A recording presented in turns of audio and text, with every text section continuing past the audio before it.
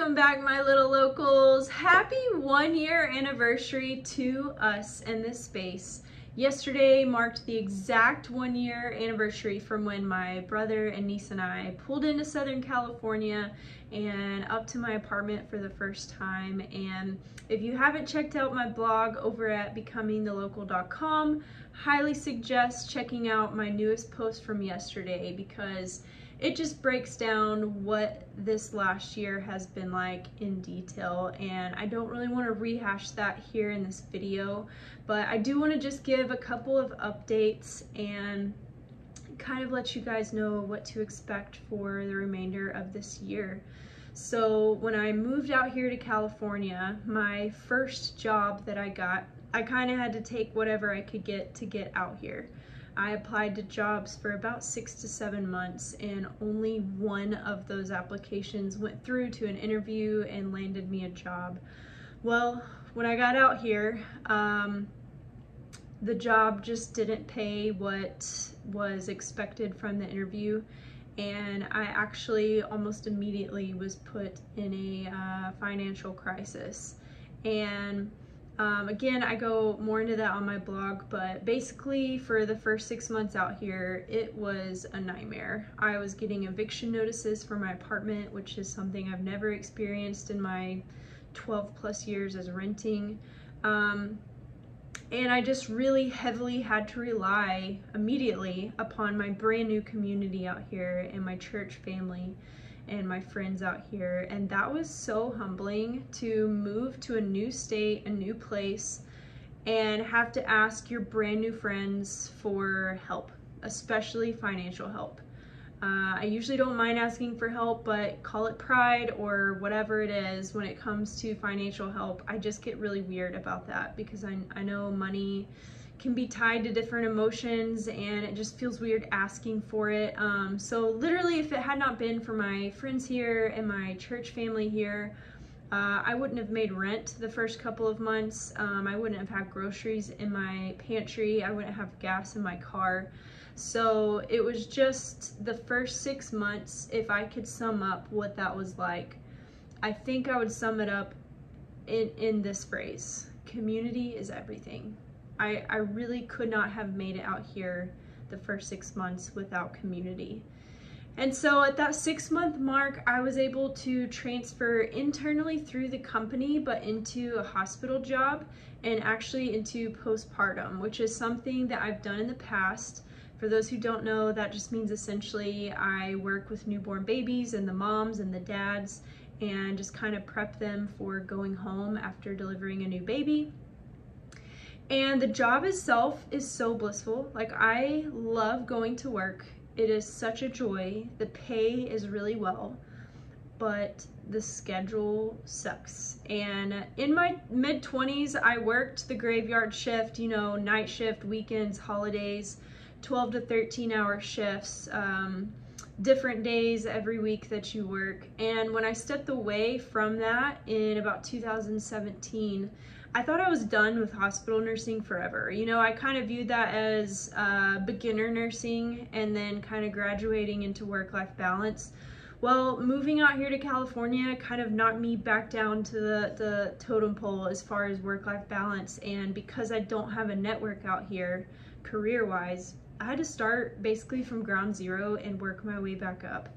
And so that's where I've been the last 6 months. And like I said, I love the job. I love my patient population. I love the nurses I work with, but the social life has just taken a plunge. I work almost every weekend, night shift. I'm just constantly tired. Even on my off days that I have, I feel like a zombie. Every few weeks, it all catches up to me and I get sick.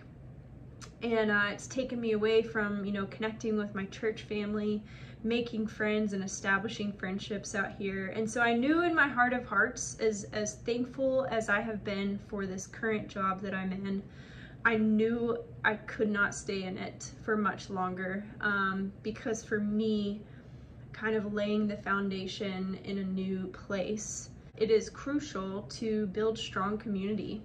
And with the jobs I've had, that's just been incredibly difficult. I'm just always emotionally physically, spiritually, mentally exhausted. And so I didn't really know where that put me out here as a nurse. I had really hoped to continue in my school nursing career. That's what I was back in Texas. I was a school nurse at an elementary campus. Loved it, loved the schedule, just had the ultimate work-life balance as a nurse. And what I quickly realized out here is that either school nurses get paid terrible compared to the cost of living, or the state of California requires school nurses to be credentialed, which means I would have to go back to college and gain additional credits on top of my bachelor's and on top of the 6 years of experience that I have as a school nurse and the 12 years that I have as a nurse. And that just didn't seem feasible. So I kind of put that out of my head, but then that just kind of left me thinking like, okay, then what are my options to financially sustain myself out here in California, but also have work-life balance and not just work myself to death? And I really didn't know what that answer was. And I had exhausted all options. I am not lying when I say I have applied to between 60 to 100 jobs in the last 2 years. And everything just keeps falling short, or it's just not the right fit. Until 3 weeks ago, I just found myself on my knees praying through tears to God, like letting him know my heart's desires, even though he already knows them, and just being completely raw and vulnerable and open in detail, and just surrendering those heart's desires and trusting that he knows them and that he will make a way where there seems to be no way. And within about a week of those intense prayers, I got a link from one of my friends out here, and it's kind of like an internal link that opens up all kinds of job openings through education systems out here in the local school districts. And before that point, I was just like Google searching or on Indeed.com and not really finding anything that would be a match. And so I opened up that link and began searching, and sure enough, the school district that I have had my eyes on and my heart set on from 2 years ago finally had an opening for a school nurse in the elementary level, which is what my experience is. And not only that, but in the description, it said that while the school nurse credentialing is required, they give you up to 5 years to get that credentialing. So I knew this was my opportunity. Like, this seemingly was what I had waited for, hoped for, and prayed for, and secretly wanted in the depths of my heart. So I sent an application. Within 24 hours, I got an interview set up, and the very next day had a second interview and was offered the job on the spot that day. And you want to talk about just feeling the Lord's presence and involvement in a situation.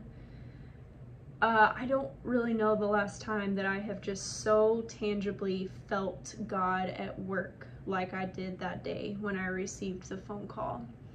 Because not only were they willing to hire me despite the fact that I don't currently have my state credentialing, but they are still willing to put me in the upper pay scale bracket as if I'm credentialed, because I have 5 years to get that credential.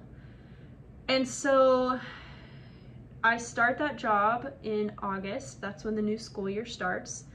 I'll return to having a school nurse schedule, which is like the teacher schedule, which means, you know, done by 3:30 p.m. every day, weekends off, holidays off, summers off.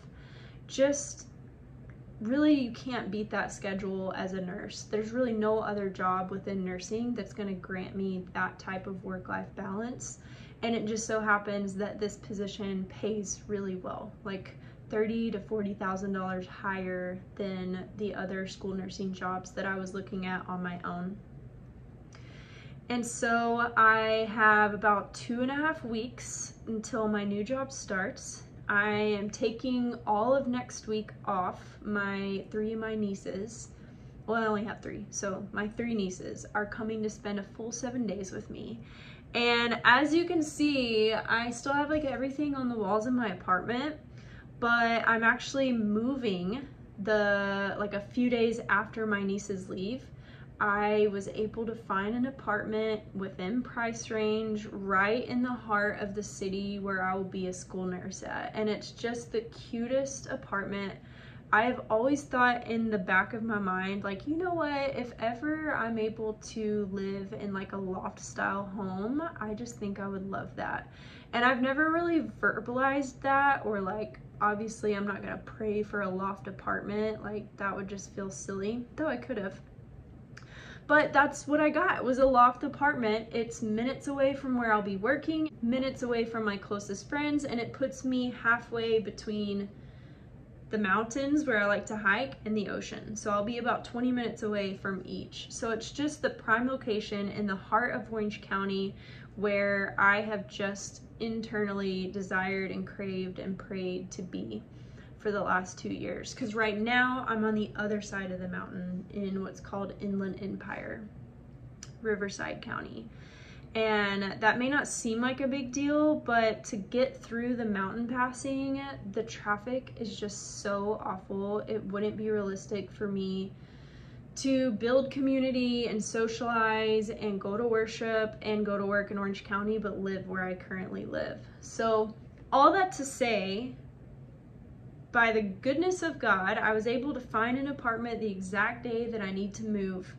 But I don't really want to take all of my decorations down knowing that my nieces are coming to see the apartment for the first time. Like, I kind of want them to, you know, feel at home. I want it to feel welcoming. I want them to see all of my stuff set up.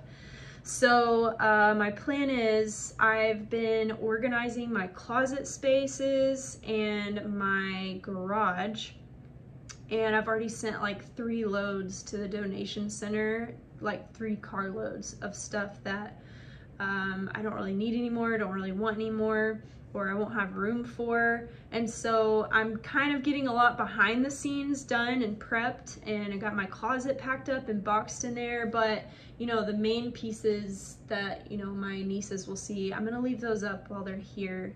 And then maybe like the last few days that they're here, I'll put them to work and have them help me box things up. So the next couple of weeks are going to be such a whirlwind, because aside from my niece's trip here, and we have like every day packed to the brim of activities and fun, cannot wait. But right after they leave, I will go back to night shift. I still have to get in my 3 night shifts a week, and on top of working night shift and then trying to sleep in the day, I'll also be finishing packing my apartment, moving to the new apartment, and then trying to flip back to a day schedule for my new job. So it's a little crazy right now, but what I am so excited for is all the things that I feel like have just been put on hold, like forming deep community out here, doing local outreach and ministries in this community, serving this community, serving the homeless, serving those in need. All of those things that my heart has craved to do since before moving here, I will finally have the time and energy to do. And there's just so many places within California or the states right around California that I have just wanted to go explore and share with you guys. And now I'll have time to do that. And one thing that I'm really excited about is getting back into global mission work. That's something that I really haven't done since my mid-20s, is, you know, traveling around the world, serving people in need, sharing God's love with people, and just meeting people from different backgrounds, different belief systems, different cultures, and just connecting with people and loving on people the best of my ability globally. And I was heavily involved with that in high school and in college, and then just for different reasons stopped. And now that is something that I can't wait to get back involved in. So some of you who follow me on Instagram may have noticed, and even in my YouTube videos, I was in a dating relationship for about 6 months, And unfortunately it didn't work out. And you know, thankfully we were both Christians and both, you know, try to be as respectful as possible. Breakups are always hard. It was a really hard one. But you know, thankfully there was nothing but respect there and kindness, and I wish him all the best, and know that the Lord will keep working on him and for a more suitable partner. But you know, you factor in everything that's been going on with work, and because of my work schedule, kind of being isolated from community and just not really able to make or maintain friends, and then going through a hard breakup, I just feel exhausted.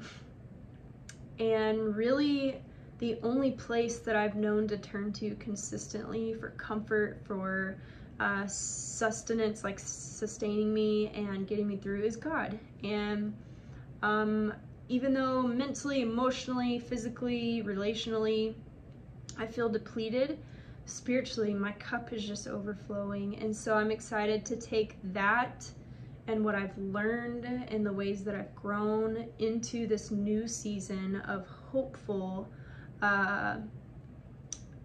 you know, fruitful work-life balance and community and service, and just so excited to see what the next year has in store. So thank you guys for following along. This was more of just like a update video. Hopefully it wasn't too boring, but loads of things planned for the next year. Cannot wait. And I just hope you guys know how thankful I am for you, for your support.